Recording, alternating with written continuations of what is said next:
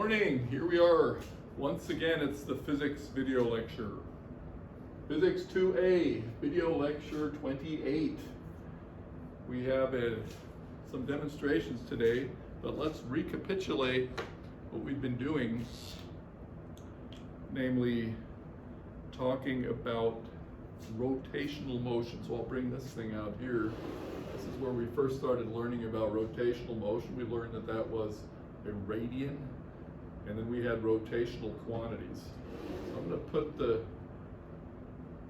list up on the board that we've done a couple of times. Namely, I'm going to put our linear quantities on one side and our rotational quantities on the other.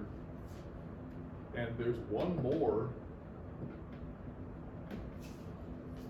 very interesting one that we have not yet. There we go. So one more quantity that we haven't yet introduced. And I'm going to fill it in as a blank, so to speak. So we have position, got to squeeze them in this time, position, displacement, velocity, and acceleration, delta V over delta T. Okay. So far so good. And over here we learned that we have angle, angular displacement, angular velocity, and angular acceleration.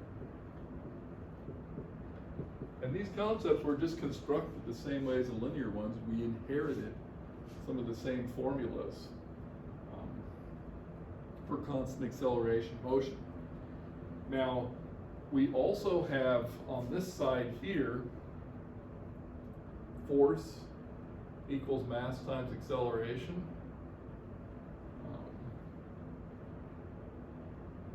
So mass times acceleration equals force.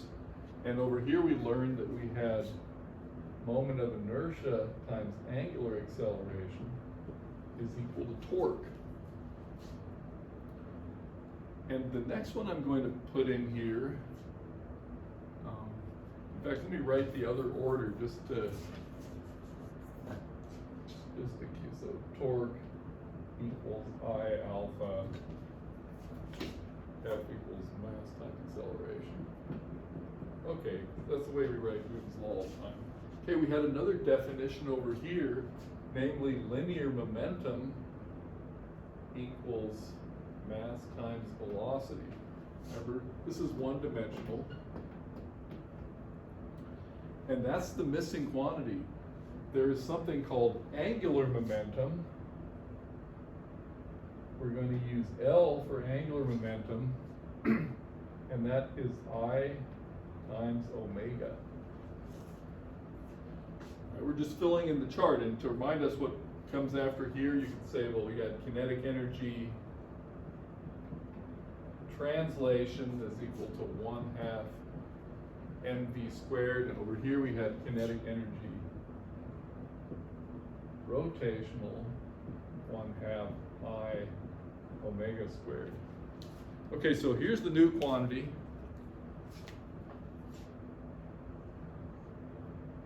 It's called angular momentum. Angular momentum. And there's a rich phenomenology, and I'm going to show you a few interesting demonstrations concerning angular momentum. Okay, so that's the new quantity. Over here, of course, this was linear momentum. Linear momentum. Okay. So, and I'm going to show you a really surprising demo right off the bat. We're not going to be able to explain it yet, but let's go ahead and take this wheel here. So we know the wheel has a moment of inertia, and most of the mass is around the perimeter on this one, so it's roughly mr squared. And we know that if we spin this thing, rotate it, it has angular velocity. Okay, So this quantity angular momentum is just the moment of inertia times the angular velocity. Now,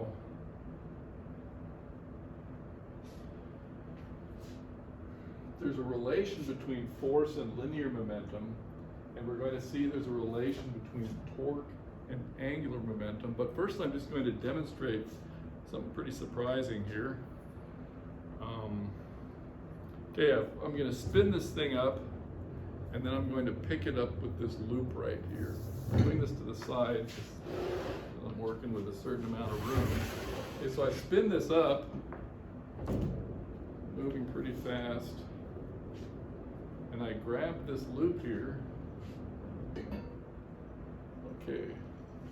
Now dare me to let go with this hand here. Okay, dare me to let go. Your mark gets set, I let go. And instead of falling down, it does some kind of an orbit here. Okay, let me choke in a little bit more. A little more controlled version of this. Okay, so yeah, with a controlled version of this, I can have this thing rotating like that. You guys have bicycles, you may want to try this as well. And I can do it on this side here.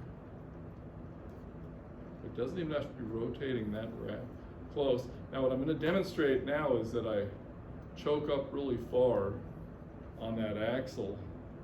And what happens is this orbiting, which is actually referred to as precession, I'll write it down on the board, slows down. So this precession has something to do with the torque. Okay. So that's a really rich demonstration. We're going to work our way towards it. But those are relations between torque, angular velocity, angular momentum. Okay, if you have a bicycle and you can take the wheel off and play around like that, I encourage it. It's pretty interesting to see. Okay, make the room. So there's an angular momentum phenomenon, but we have to take it a little more systematically than that. Okay, good. We're only using one board today, so I'll erase this, but we'll keep it all in mind. And in fact, before I erase it, let's see if we can work out a certain relation here. So P is equal to mv delta P divided by delta T. If the mass is constant, delta P divided by delta T equals m times A. Okay. That's just out of our standard definitions. Delta P over delta T, delta B over delta T, and remember delta V over delta T is acceleration, force is acceleration. So what we have here is delta P over delta T is equal to the force. That's something that we had all along, but we just had not, possibly had not stated it explicitly. And we're going to have something very similar over here. I've got room, I'll just steal a little off of this side. We want to do the same thing with these two equations. We have delta L divided by delta T is equal to I delta omega over delta T equal to I alpha. So this corresponding equation is that delta L over delta T, I alpha is the torque, is equal to the torque. So I'm going to go ahead and have stated this for the record. Now this is seemingly a one-dimensional equation, okay? Rotation, one dimension, linear force laws, but we know in fact that this holds true in the vectorial world, and in fact there is a vector version of this equation as well. So I'm just going to put here a note there is also a vector, let's say a vector equation of this form. Okay. A little bit over our pay grade, but we'll get there as well. Okay, so now we have to look a little bit at some examples of this. And I'll go ahead and leave these formulas on the board and erase these. We don't need them anymore.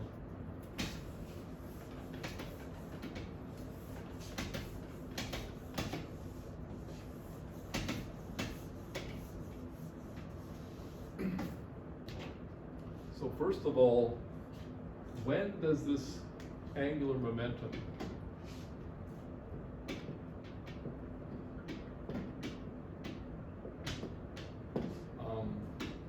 when does it apply?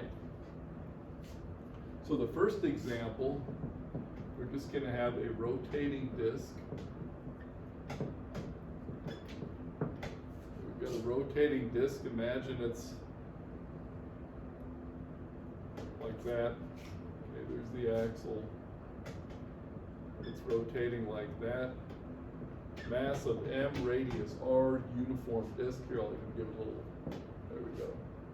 So there's a rotating disc, and then if it's rotating with angular velocity, then L is just equal to I omega, so it's equal to 1/2 mr squared omega, because that's the moment of inertia of a uniform disc.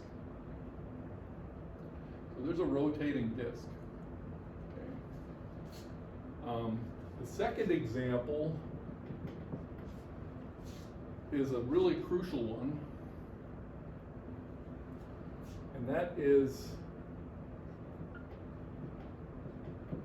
point mass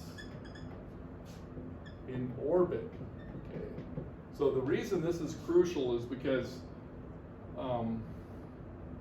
we use angular momentum very often for this situation. We've seen it before without actually stating it. So a point mass in orbit, I'm going to need more room, so I'm going to erase all that stuff over there. So the point mass in orbit, the idea is that we'll do a top view. Okay. Top view. We could have, a tennis ball on a string or what have you. Whatever it takes. We've got M, radius R, it's moving around in a circle. So that's what I mean by point mass in orbit, point mass moving in a circle.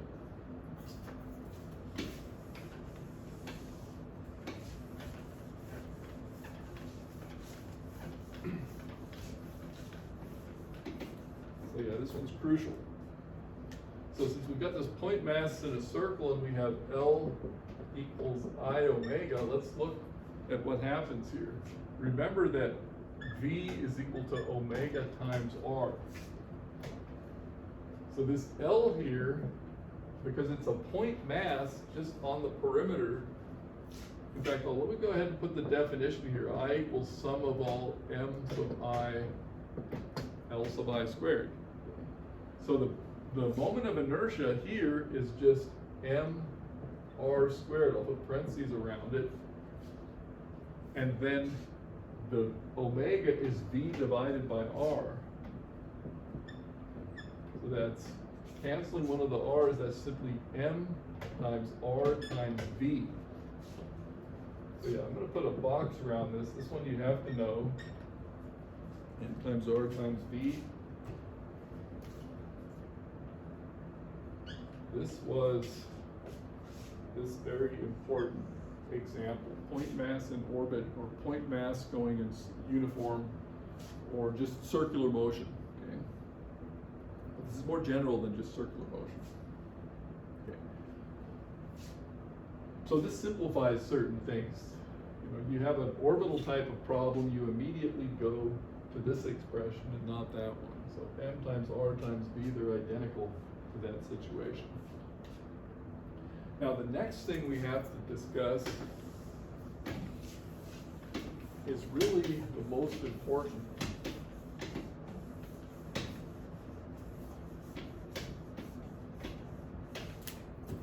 there's a law of conservation of angular momentum.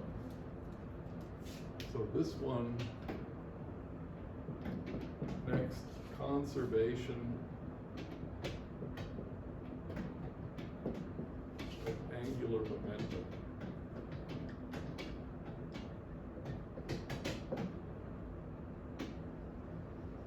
Okay.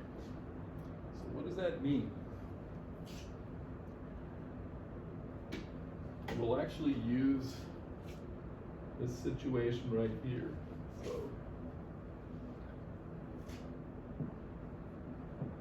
in fact, I'll assign a homework problem in the book that really illustrates this as well. Consider a mass on a string in a circular orbit. So then we have L is equal to M times R times V.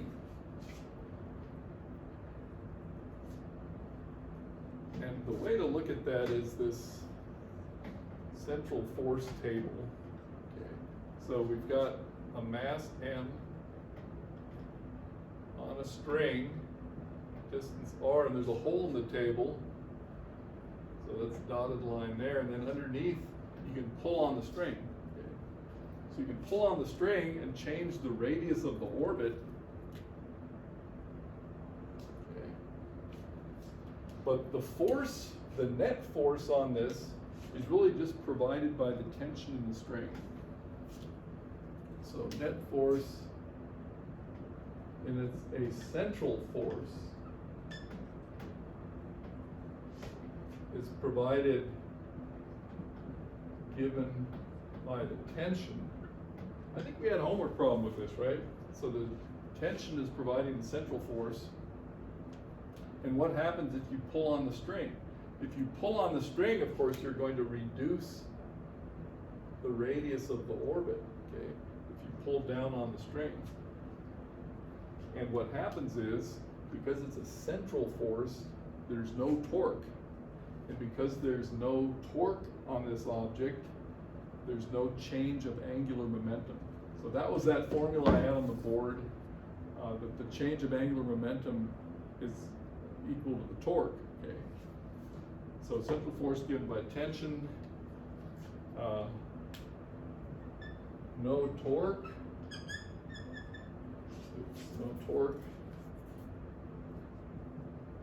therefore L is equal to constant. So that was a formula I just had on the board. You know, I'll put it here. Remember we had delta L over delta T is equal to torque. Okay. Therefore, delta L is equal to torque delta T, and if there's no torque, then angular momentum stays constant. So yeah, that's what this means here, right? If torque is 0, angular momentum is constant. So what does that mean for this situation? It allows us to set up a new conservation law, just as easy to use as the other ones and just as important. So conservation of angular momentum in this scenario right here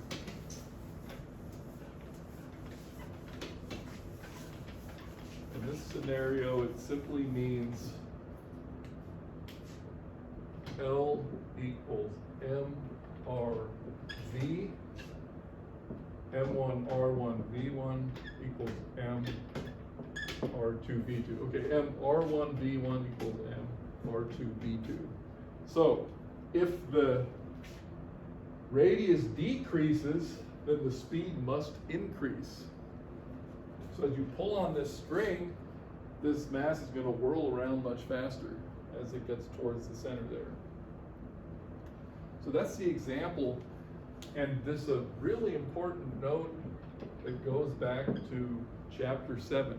So recall Kepler's second law. Recall Kepler 2, Kepler the second, Kepler's second law. Remember, we had, there's a sun, there's a very elliptical orbit and we had that law of areas. So the law of areas, equal areas in equal time. So those two slices there may have an equal area, but we're going much faster when we're closer and much slower when we're further away. Kepler's second law was equal areas in equal times. And it turns out this was an example of conservation of angular momentum. So when the planet is closer to the central body, it's moving faster. When it's further away, it's moving slower. So this Kepler's law is an example of conservation of energy. Conservation of linear momentum. Conservation.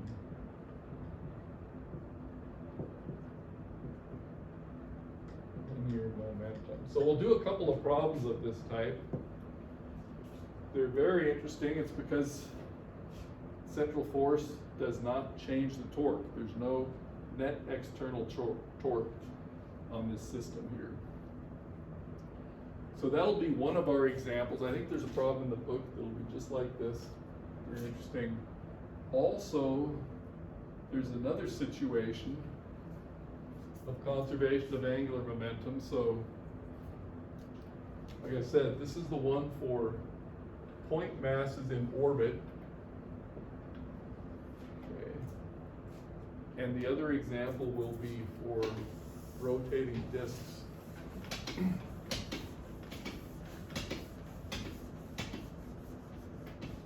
Okay, so the second problem, also going to be on the homework, is the following scenario. So we have this disk on a spindle the way I just had it before here. So we've got this disk. It's rotating here. Let's see if we can make this picture work. There we go. Rotating here. And this is M1, R1, omega 1. Okay. Now suppose we have a second disk up here on the same axle.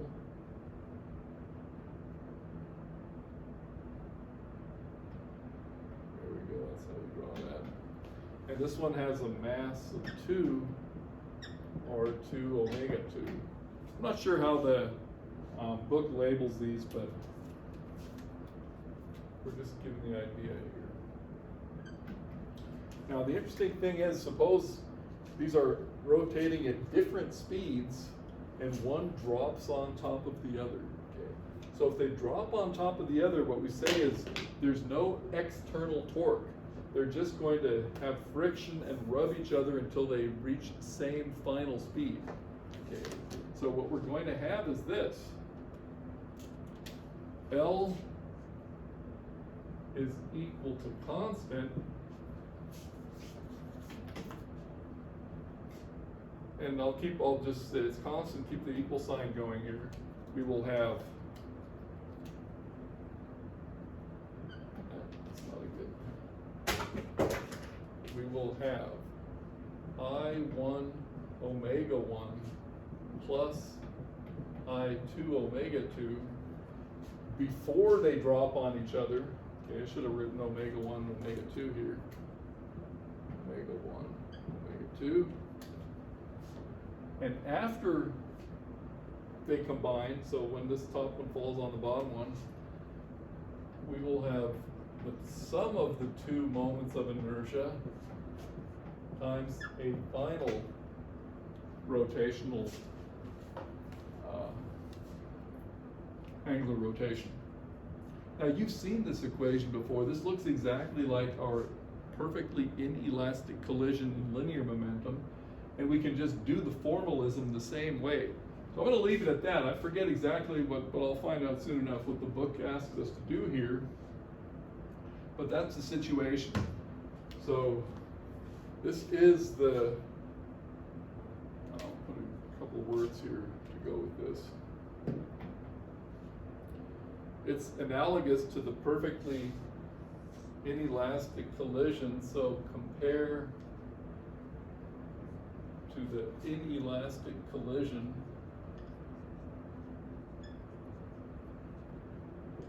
and what we say is when these things collide there are only internal forces, they produce no net torque. So let's just call this rotating discs.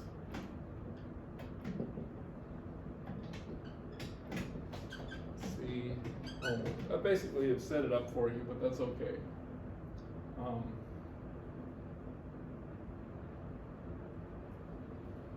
Internal forces, which is what happens when these two collide with each other, provide no net torque. No net torque. Okay, good. So those two examples, important, and they will suffice. Let's see how we're doing time-wise. I want to show some more demonstrations. Fantastic. Okay.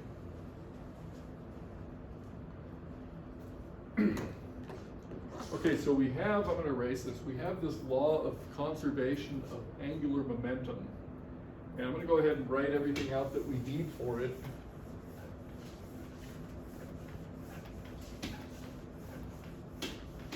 And then I'll try to demonstrate the vector nature of angular momentum.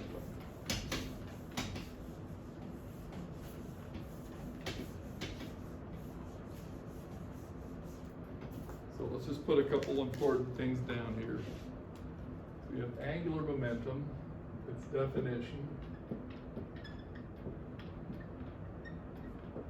So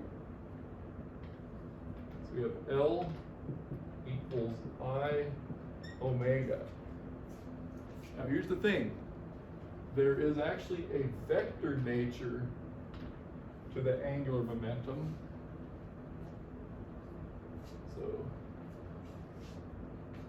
So I'll put here in parentheses, is a vector. So that's the first thing I have to demonstrate and just kind of define it. So it's best with this wheel right here. Spin the wheel. What, for you guys it'll be counterclockwise. Okay, so counterclockwise. And formally the angular momentum vector is pointing straight at you right down the axle. Okay, so the angular momentum vector is along the axle there. Now, yeah, there's some demonstrations I can't do here today, but we're going to stick with this one. So the angular momentum is defined as being straight down the axle. Okay. And let's write a couple more things right here. Angular momentum is a vector, and I also have delta L over delta T is equal to torque. And well, if the angular momentum is a vector, the torque is also a vector. So we didn't describe torque as a vector in the past. We just said torque is a twisting force. So I'll say note about the torque. Oops. So my note about the torque is that suppose we do our old wrench here. Okay. This twisting force here, call that R and that F. This twisting force has a direction into the board. So that makes complete sense because if I tighten that bolt down, it's going into the board. And so clockwise is into the board, counterclockwise would be out of the board towards us. Okay. So you can see counterclockwise formalism in the angular quantities, so the vector nature of them, counterclockwise for you guys right there, out of the board, so to speak, towards the camera. Okay, so here, this torque is into the board. Next semester in Physics 2B, there will be formalisms for these things. Right now, I'm just stating it. Okay. So good, we have these two expressions, and then we also have conservation.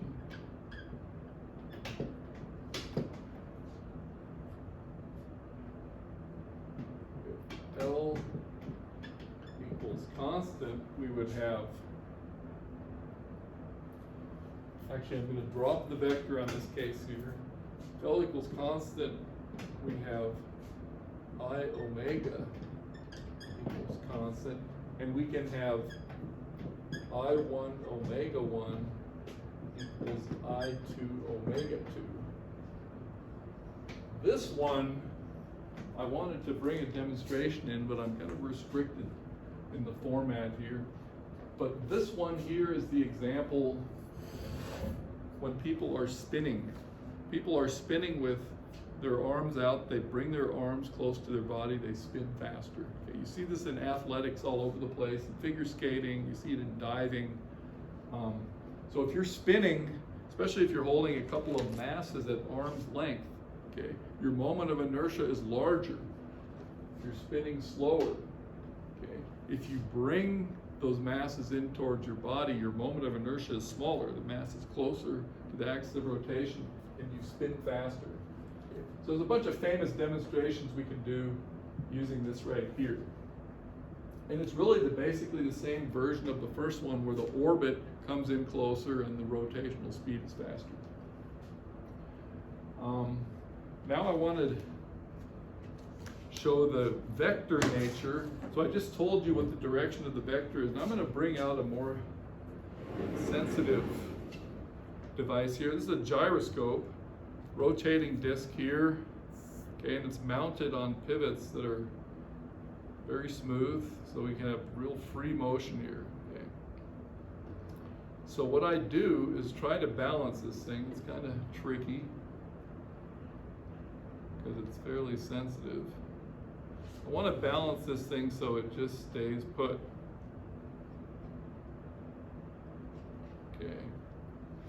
And may not get much more perfect than that, but it's possible, okay? So the idea is it's just directed somewhere. Now if I spin this disc, then the angular momentum is pointing out, right, that way, just out that axle.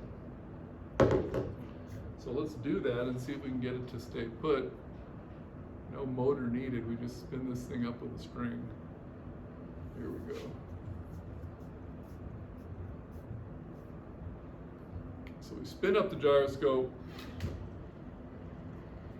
Oops, that's before, okay. Spin up the gyroscope and try to, yeah, that's pretty constant. It's spinning and its vector is pointing somewhere, okay. So that is the force-free gyroscope because it's been suspended right in its, here I'll turn it a bit. It's been suspended here, it's being supported right in its center of mass. That's the center of mass of these two objects here. That's why it's balanced there. So because it's suspended or supported by its center of mass, it has no net torque on it. And it has no net torque on it, therefore, right, if that's 0, then the delta L is 0. That means L is constant. You write that down. If tau net equals 0, then L equals constant. Conservation of angular momentum. Now what I'm going to do is move one of these masses. I don't even have to change the speed here. So I'm going to displace this mass down here. The torque is no longer equal to 0. It's because it's no longer balanced. And what happens is the angular momentum starts to change, okay? So again, I have a finite torque, I have a real delta L, and it's actually an interesting motion, okay? It's not just anything, it's called precession. So the circular motion here is precession, and the up and down is called nutation. So gyroscopes do this, but our Earth does this. Okay, large bodies do this, astronomical bodies, it's very universal law and behavior. And as it slows down, you can have it do wilder things. These become very difficult to calculate. Okay, you have to be a physicist and do some serious practice to learn to calculate these. But they are a manifestation of these laws right here. So those are our gyroscope demos. You might want to look up some interesting gyroscope things, see if you can find some good videos of that. But once again, it was unbalanced. That means it had a net torque equals 0, or net torque not equal to 0. And that's why we had a change of angular momentum. So let's come back to the bicycle wheel. First of all, I'll just hold it before I demonstrate it again. You guys saw what we had. Okay, I had it suspended, say, right here, and it was rotating, and it was doing something what that gyroscope was doing. So the first question is, what's the torque? And the torque is force times the lever arm. The lever arm is the distance from this rope here. I do this all with 2 hands. Okay. The lever arm is the distance from the rope to the center of the hub, because that's the center of mass of this wheel. So that distance, I'll make it about the length of a pen. That's the lever arm. So the weight of this wheel times that lever arm is the torque. And the direction of the torque, when it's turning this way, is towards the camera. And if I rotate this, then the angular momentum, which is the vector coming out here, okay, this axle is angular momentum. As this wheel rotates or precesses, that angular momentum vector is changing, okay? Because first it's pointed directly at you guys, then it's pointed off to the side, and it's pointed that way, and so forth. So that motion, which I'm going to just demonstrate one more time, is also an example of this equation, simply a lot more complicated. Okay, so let's go ahead and do this one more time, just to see it in action. Spin this up. I'll do a fairly short lever arm because I have more control that way, and it goes slower. Okay, so there's the torque, and the change of angular momentum is the change of direction of the axle. Okay, and it is the same as the direction of the corresponding torque of this. Okay, so yeah, this is where it gets really difficult, but the phenomena are really interesting. There are more, but those are the ones I'm going to show you this time around. If you're interested in this, you know, look it up. You know what the words are now. You can look it up and find some really interesting stuff. Good, so let's finish up with what the homework is going to be. I think I have 2 problems here. Homework, what would this be? 28. So we're in chapter 8, and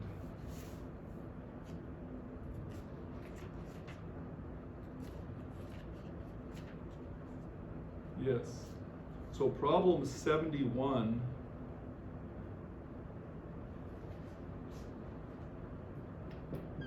is that central force table. It was that tabletop that I had over here on the board. Now, I should say a couple things about that. They're asking you to find the work done. I'm going to make some room so I can. So they give a hint, and I'm going to make this hint explicit. So the work is the change of the kinetic energy when you pull on the string. Okay, you've got the puck, you pull on the string, change kinetic energy.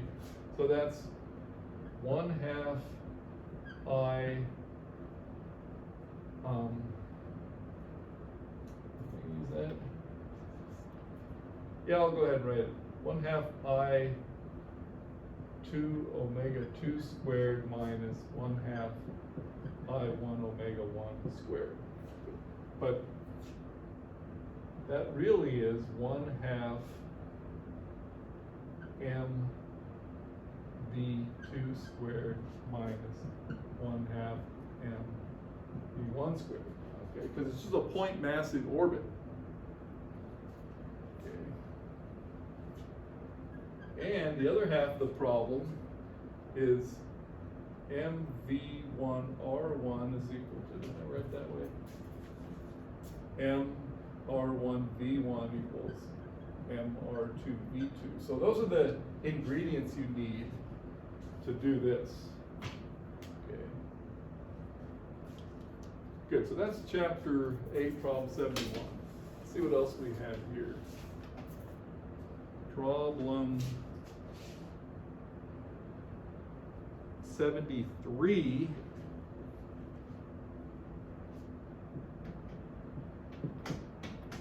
Problem 73 was the disks, and this is a rich subject.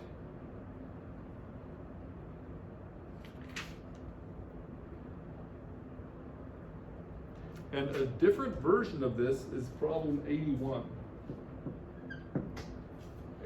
So 81 is really a different version of problem 71. And I think you'll find this one interesting. This is the idea of two astronauts in space. They're connected by a rope, okay, and they're orbiting, they're rotating. And then they want to pull towards each other. And of course, now we know if they want to come have a conference and they're connected by that rope, they're going to spin up like crazy before they even get towards each other, close to each other. So they will spin up just like that other problem. Good, let's do those 3 problems. Call it good. See you guys next time.